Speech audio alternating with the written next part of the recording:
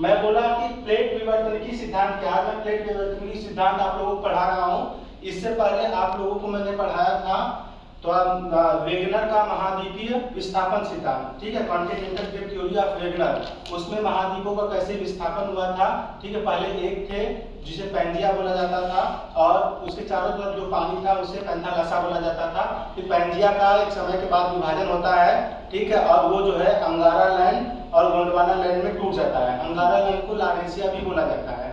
फिर आप देखेंगे कि वही अंगारा लैंड गोंडवाना लैंड टूटता है एक समय के बाद, क्योंकि जब ये पैंजिया था तो पैंजिया ये कार्बोनिफेरस युग चल रहा था। कार्बोनिफेरस युग में 7 महाद्वीप एक थे जिसे पैंजिया बोला जाता था, ठीक है, और 5 महासागर एक थे जिसे पैंथालसा बोला जाता था, ठीक है। वो युग जो था वो कार्बोनिफेरस युग था, किसके हिसाब से, वेगनर साहब के हिसाब से। उसके बाद आप देखेंगे पार्मियन युग आता है, फिर पार्मियन युग के बाद ट्रियासिक युग आता है। तो कार्बोनिफेरस से लेकर आपके ट्रियासिक युग तक जो है इस पैंजिया का विभाजन होता है, ठीक है। जो 7 महाद्वीप मिलाकर एक महाद्वीप पैंजिया था उसका विभाजन होता है और वो पैंजिया टूट जाता है अंगारा लैंड और गोंडवाना लैंड में। ऊपरी वाला हिस्सा अंगारा लैंड, नीचे वाला हिस्सा गोंडवाना लैंड का रहता है। अंगारा लैंड को लारेसिया भी बोला जाता था, ठीक है।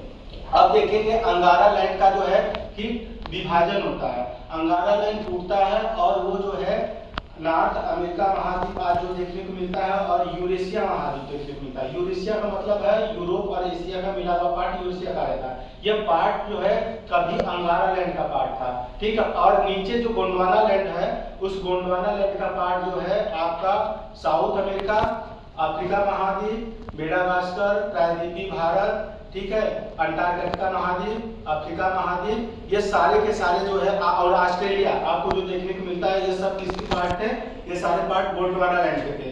जो अंगारा लैंड और गोंडवाना लैंड जब टूट के विभाजित होता है तो उसके बीच में एक सागर खुलता है जो बोला जाता है तैतीस सागर। उस बीच वाले पार्ट में पैंथालसा का पानी एंट्री कर जाता है, चला जाता है, तो एक छिछले सागर का निर्माण होता है जिसे बोलते हैं हम तैतीस सागर या 33 सी बोलते हैं। ये बात मैंने आप लोगों को पढ़ाया है, ये सारी चीजें क्लियर होगा, ठीक है। फिर इसके बाद ये मैंने युगों के बारे में थोड़ा सा बताया था कि सबसे पहले कार्बोनिफेरस युग किसके हिसाब से, वेगनर साहब के हिसाब से। कार्बोनिफेरस के बाद पर्मियन युग बताया था हमने। पर्मियन युग का लास्ट एज जो है 250 बताया था, ठीक है। और कार्बोनिफेरस का युग जो है 370 से शुरू होता है, वो बताया था 270 लास्ट होता है।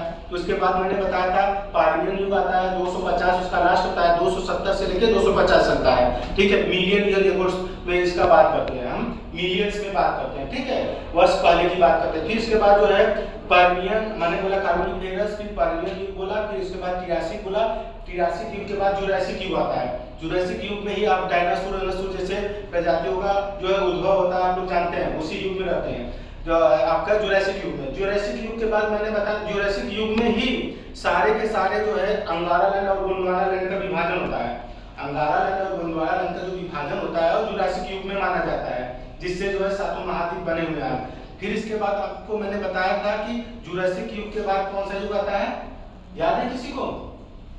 क्रिटेशियस युग बताया था, क्रिटेशियस युग आता है, जिसमें आप देखेंगे क्रिटेशियस युग में हिमालय पर्वत, रॉकीज पर्वत, एंडीज पर्वत, ये सारे जो पर्वतों के बारे में हम पढ़ रहे हैं इनका निर्माण होता है। रॉकी पर्वत जो है आपका देखेंगे नॉर्थ अमेरिका महाद्वीप के पश्चिमी साइड में है।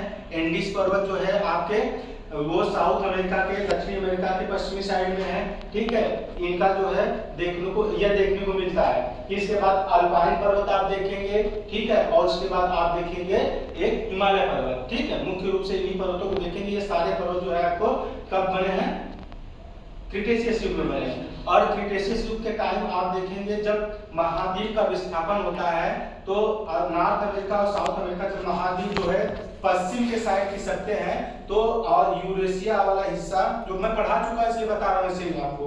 तो यूरेशिया वाला हिस्सा है, नीचे अफ्रीका महाद्वीप का हिस्सा है, इसके पश्चिम में जो है नॉर्थ अमेरिका और साउथ अमेरिका महाद्वीप जो है शिफ्ट होते हैं। जब शिफ्ट होंगे इस तरह से तो बीच में एक सागर खुलता है, जिस सागर को हमने बताया था अटलांटिक महासागर या अंध महासागर या आंध्र महासागर के नाम से जाना जाता है। यानी हम देखेंगे कि एक महासागर बनता है जिस महासागर को अटलांटिक महासागर कहते हैं, ठीक है। और उसके बाद जो है आपको मैंने बताया था कि यूरेशिया जो है, यूरेशिया और अफ्रीका महाद्वीप के बीच में एक सागर देखने को मिलता है, उस सागर को बोलते हैं भूमध्य सागर, जो कभी जो है 33 सागर हुआ करता था। आज 33 सागर का बचा हुआ हिस्सा जो है वो कौन सा हिस्सा है, भूमध्य सागर है।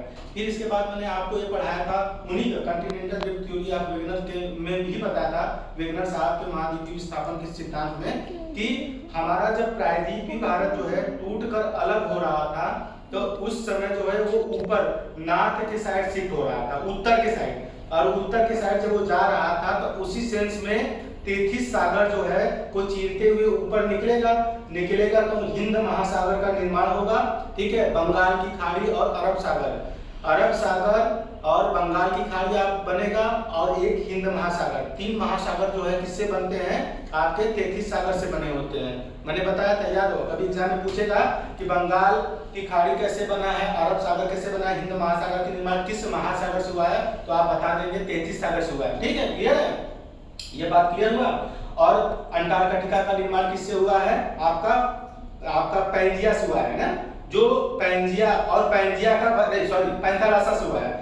और पैंथालासा का जो पानी है, ठीक है, आज किस फॉर्म में हमें देखने को मिलता है, प्रशांत महासागर के फॉर्म में देखने को मिलता है, ये बात क्लियर है। और हमने बताया था पैंजिया का जो बचा हुआ हिस्सा है वो अंटार्कटिका के रूप में देखने को मिलता है, पैंजिया का हिस्सा अंटार्कटिका के रूप में मिलता है, ठीक है। पैंथालासा जो जल था, जलो मतलब पूरे सब 5 महासागर एक थे, तो उसका हिस्सा ही पैंथालासा कहलाता था, और पैंथालासा का जो पार्ट आज देखने को मिलता है वो प्रशांत महासागर का मिलता है, ठीक है। और 33 सागर जो है, 33 सागर का बचा हुआ हिस्सा जो होता है वो कौन सा हिस्सा है, भूमध्य सागर। यहाँ तक मैंने बताया था। फिर इसके बाद एक थ्योरी मैंने